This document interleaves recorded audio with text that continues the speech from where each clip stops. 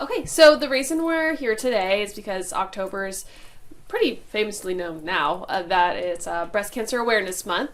But something that I really want to focus on during our conversation today is taking what is sometimes the first step of realizing you may have breast cancer, and that comes with at-home self-checks. So can you talk a little bit just what is a self-check at home if no one's heard that before? Right. So we used to recommend that everybody examine themselves on a really routine schedule once a month in a certain way, and that you could get different little placards and hangers and things like that to put in the shower.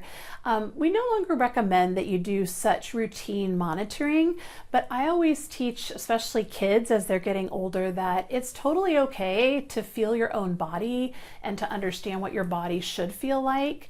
So it's really important that from time to time you are checking your own breasts and all of your body, and that if you're noticing something that's a new lump or a bump, something that's painful that wasn't painful before, a new skin change that doesn't just go away in a day or two, we really want folks to come in and talk to us about it, and we can help guide them on the next steps.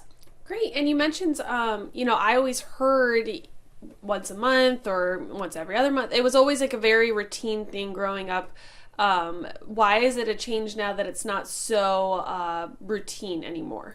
Yeah, so the rigorousness of the change happened when the data really didn't support that kind of frequent checking was really finding more lesions than women just incidentally finding them or partners finding them.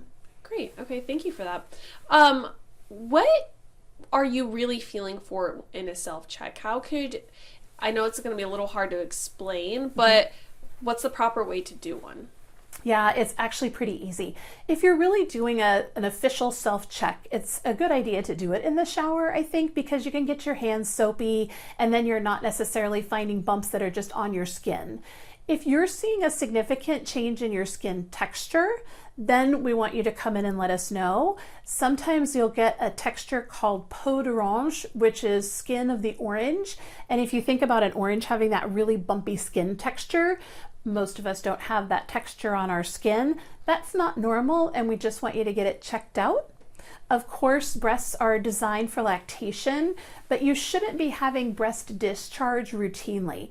So if you're not in a time when you are either pregnant or hormones changing after pregnancy and you're getting an unusual discharge from your nipple, we would like to hear about that as well.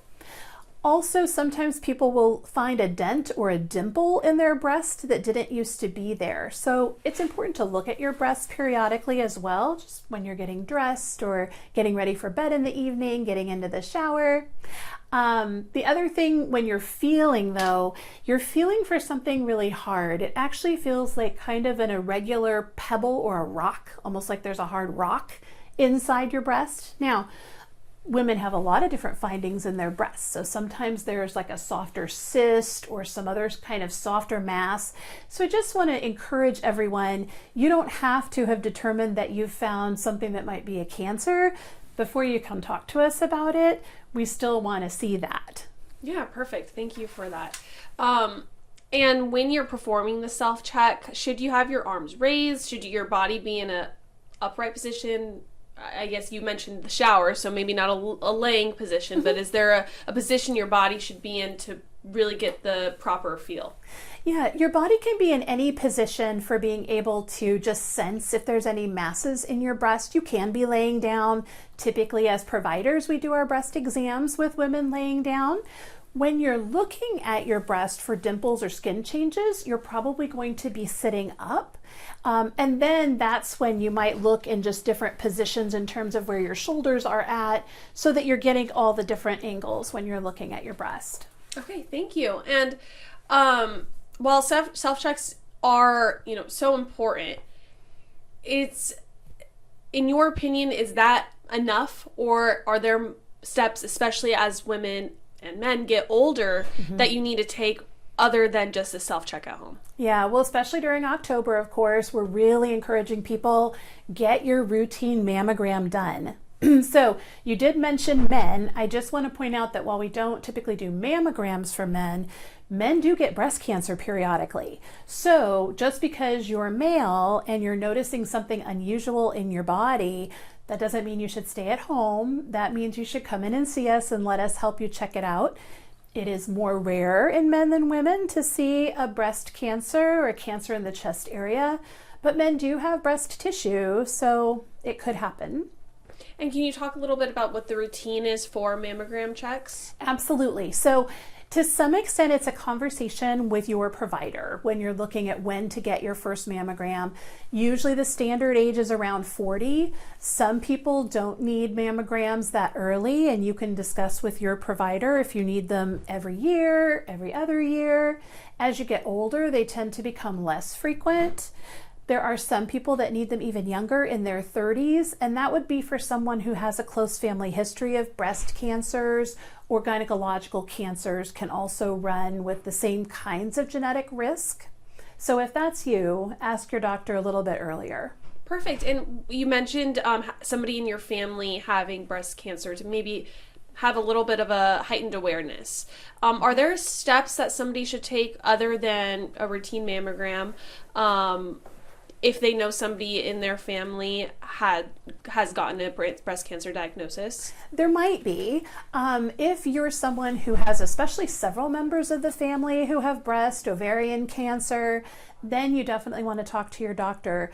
Again, they're going to order potentially some genetic tests for you, but there's going to need to be some discussion first. So some women have such a high risk and find that they have some positive genetic testing for certain genes that would preempt, make them more likely to have a breast cancer. In that case, sometimes they will preemptively choose mastectomy and remove that tissue to avoid that risk. Of course, that's a pretty big decision to make, and we just want to support whatever decision women want. But it's good to have that conversation with a trusted provider first, rather than jumping ahead to what kind of testing you might need or trying to delve too much into that information. Perfect. Thank you. So besides what we talked about, the self-checks and then the routine mammograms, is there anything else that maybe is sometimes forgotten to take a step of either preventative measure or just making sure you know your body? Yeah, I think the most important thing for everyone is just feeling comfortable that they know their own body, that it's okay to touch your own body and know what it feels like. You're really the expert in you. A medical provider is an expert in medicine, so we bring those two things together when we meet with patients. So I think certainly having routine visits with your provider, often once a year, sometimes more often, and we do our best to try to help remind patients that it is time for preventative care or for a self-exam. And would all of what we kind of talked about, I know you mentioned that it's a little different in men because of just how that they're built. Yes. But you know, if you know somebody, a male in your family, you're a male in your family got diagnosed with breast cancer, should these same tips apply to you, or is it a little different for males? Yeah, it's still something that you would want to mention to your provider when you're filling in a health history, or if there's been a change. Sometimes when we see a patient for a second or third or 10th time, we don't do a brand new health history again. So we really rely on the patient to come in and say, hey, by the way, my sister got diagnosed with something, my brother got diagnosed with something, just so we can adjust the information that we're giving you. And as far as relatives go, is there a certain point where it's like, well, that's the great-grandparent, that's not really relevant? Is there a line there, or if it's in the family, it's in the family? Yeah, I think there's two things that we look at. One is the number of people who have been affected. So if you have a history that every generation for 5 generations something has happened, that may have some genetic significance. In addition, we're mainly looking at your brothers, sisters, parents, maybe grandparents, and we're mostly looking for people who especially have had breast cancer under age 50. As we age, of course, a variety of cancers and other conditions become more common. That doesn't mean don't tell your provider about somebody else who had cancer, but we're mainly looking for breast cancer, close relatives that are under age 50 or multiple relatives. Okay, great, thank you.